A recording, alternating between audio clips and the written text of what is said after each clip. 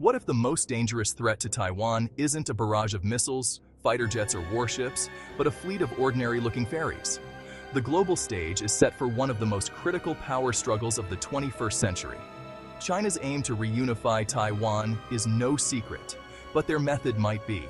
Behind the civilian guise of roll-on, roll-off ferries lies a potential military Trojan horse.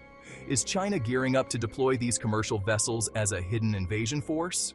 In this video, we're taking you inside one of the most overlooked yet strategically brilliant military tactics of modern times.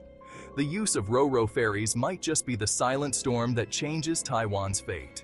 Keep watching, because this isn't just about Taiwan, it's about the future of global power. Let's dive deeper into the history of ro-ro ferries. These ships were initially designed for peaceful purposes, transporting vehicles, trucks, and goods across the seas.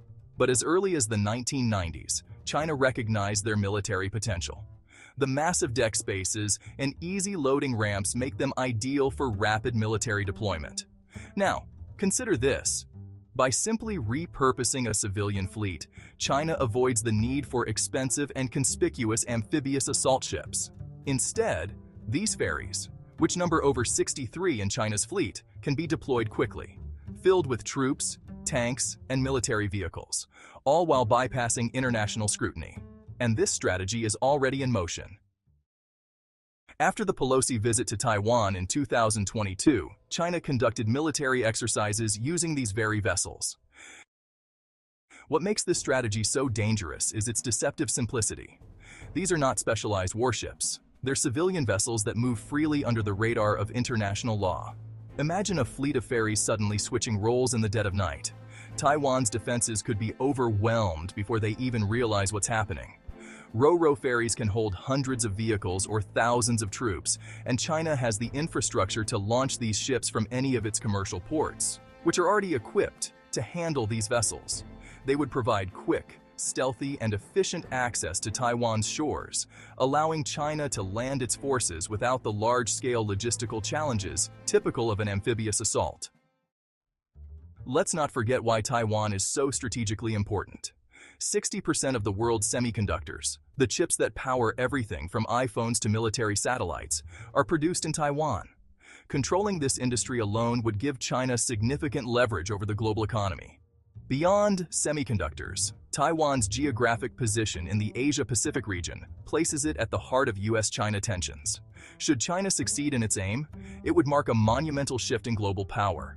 The U.S., Japan, and other allies would be forced to intervene, or risk losing strategic dominance in the Indo-Pacific.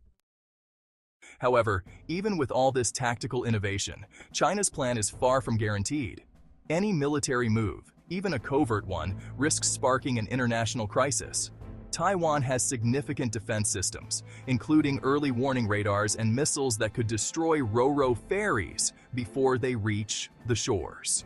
Moreover, the U.S. and Japan have committed to defending Taiwan, which means China could quickly find itself facing a multi-front conflict. There's also the risk of severe economic sanctions from global powers, which could cripple China's trade-dependent economy. In short, while this ro-ro ferry strategy is bold, it's also incredibly risky. So, where does this leave us? China's plan to utilize ro-ro ferries for an invasion of Taiwan is a modern-day Trojan horse, one that could reshape the balance of power in Asia and beyond. But the risks are high for everyone involved. If China moves forward with this strategy, it could spark the largest geopolitical crisis of our generation, with ramifications that will be felt around the world, from the tech sector to global security. Do you think China will risk global conflict by turning civilian ferries into weapons of war? Or is this just strategic posturing? Let us know in the comments. If you found this video insightful, subscribe for more deep dives into global security issues.